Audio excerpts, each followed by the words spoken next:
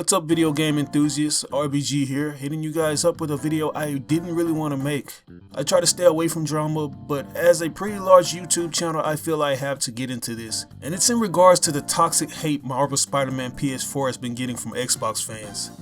Since the onslaught of news has come out in the wake of its announced release date, this game and Insomniac have been getting a lot of heat. I mean meteoric heat from people who are upset that the game's only available on PS4. First and foremost, let me just say that this video isn't targeted towards Xbox One owners who are just stressing their frustration in regards to not being able to play this title. So please don't feel offended by this video, guys.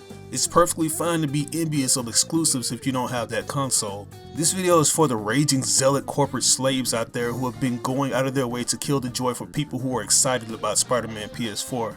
Now, I'm no stranger to the big console war. Like, it's pretty inevitable that I get thrusted into them even if I don't want to be. As a matter of fact, it was only a few days ago that I got chewed out by Sony fans because I said I was a little displeased about Spider-Man PS4 being locked at 30 FPS instead of getting 60 FPS. And how I wished it was at least available on the PC, or you could have the option of getting 60 FPS on the PS4 Pro. Mind you that I mentioned that it was a minor gripe and it wouldn't stop me from enjoying the game. So I know there are keywords that will open the gates of hell in a console war. So you're damned if you do and damned if you don't. But I know that the hostility has been raised to a great margin with the Xbox zealots because, let's face it, there's been a lack of exclusives for the Xbox One and Xbox One X. And this isn't coming from a place of malice, it's coming from straight facts. There's been a drought in regards to first-party support when it comes to that system. Now, if you're a gamer who doesn't really care about exclusives and only games for third-party multiplayer, then more power to you. I think that's how Phil Spencer perceives you guys. Apparently, it's all about the online multiplayer community and there's no real demand for exclusives. If that's true, I can understand because Xbox has been a staple when it comes to online multiplayer since the early days of Halo. There's no arguing that.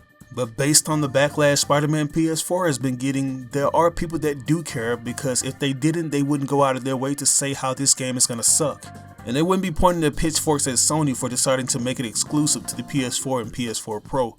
If you're envious about a game not being on your platform of choice, then just say it. There's no need to throw out unnecessary diatribes because you feel jealous or inferior about the lack of games on your piece of plastic.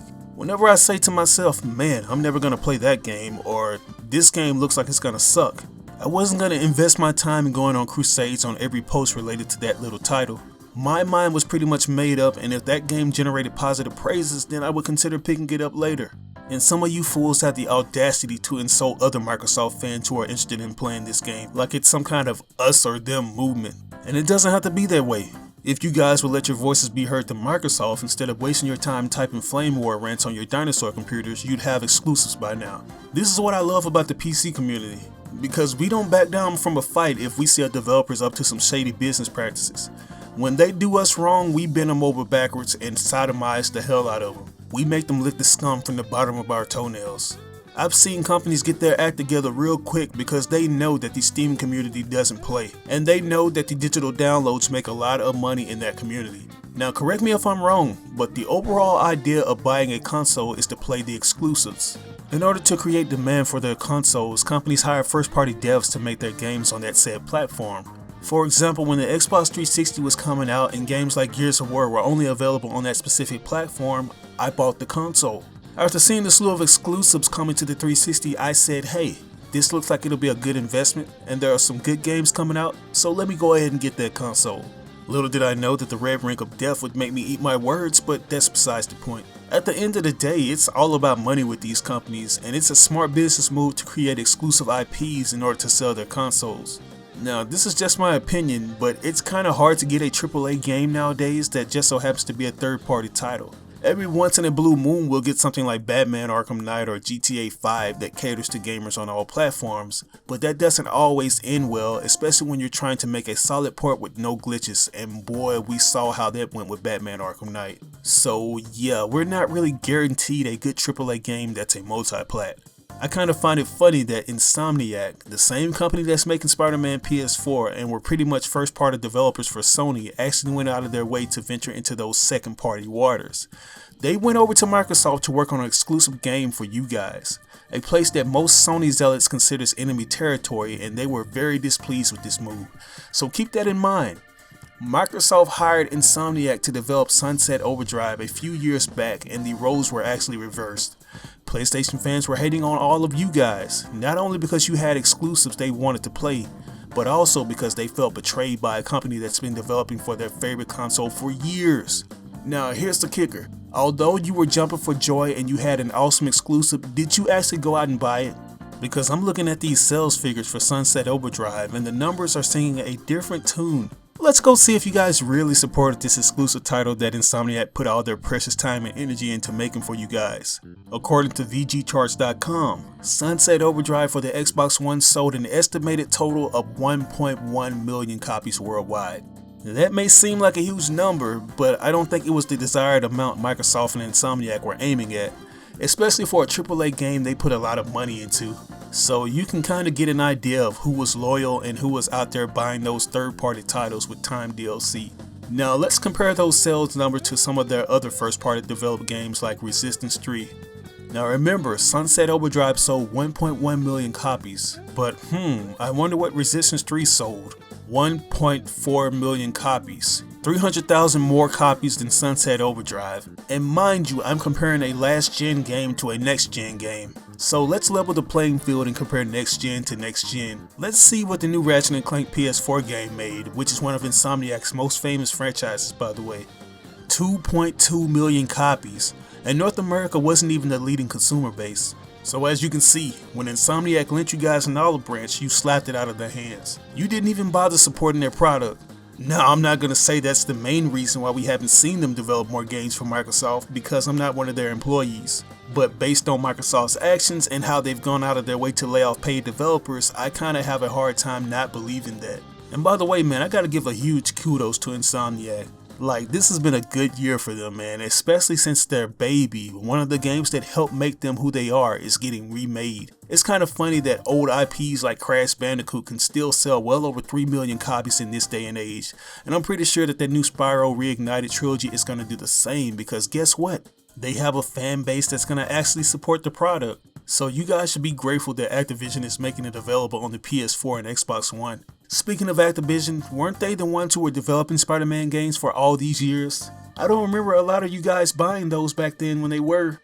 What about the games like Web of Shadows or Shattered Dimensions? Those games were lucky to even sell 500,000 copies across all platforms. And of course, one could argue that they didn't sell well because of the poor treatment they got due to Activision mishandling their property. But for the most part, the game still had the Spidey fan support. We actually went out of our way to buy the games, whether they were good or they were bad. Even went so far to buy those lackluster movie tie-ins, because we adored the character that much. I've said this time and time again that there have actually been awesome Spidey games, so I can't completely throw Activision under the bus, because without them there wouldn't be awesome titles like Spider-Man PS4 or Spider-Man 2 the movie game. But even though those were good titles, there was something about them that could have been better. We've always wondered what it would be like if we had a highly respected development team working on a Spider-Man game, how the graphics could have been better, how the game could have captured the essence of the character and actually did him justice. When I heard that Sony was working on a new Spider-Man title, the first development team that came to my mind was Sucker Punch. It was a no-brainer since they had experience with open-world superhero games like Infamous, so it was right up their alley.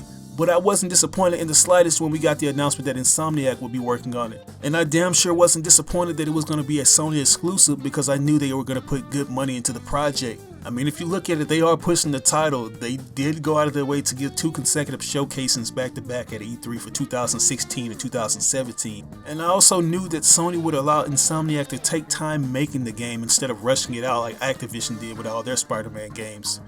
Since we're on the topic of Sony and Spider-Man, you'd have to be misinformed or just be dumb, because they do own the property. And let's not act like they haven't been generous enough to let you guys play Spider-Man games on multi-platforms in the past. Most of the games they sold on multi-plats were released in conjunction with their Spider-Man movies. They just decided to wise up and invest their money into their property.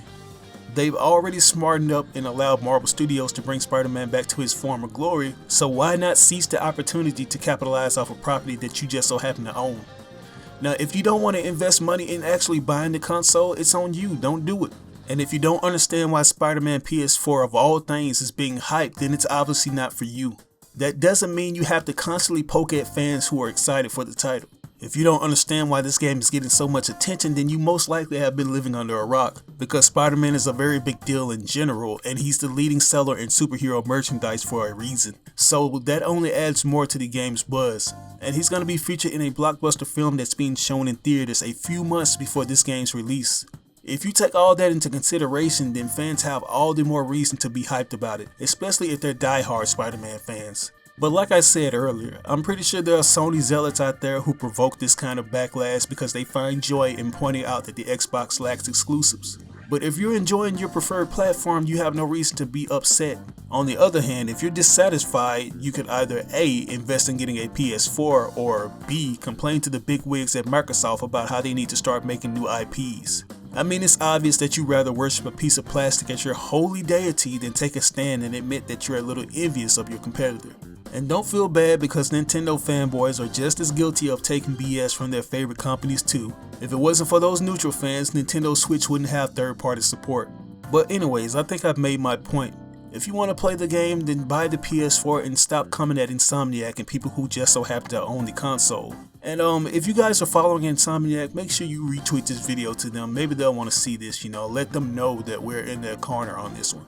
But as always, this is your boy RBG signing out on another video. I'll catch you guys later. Peace out. I'm finna go eat me some Tide Pods.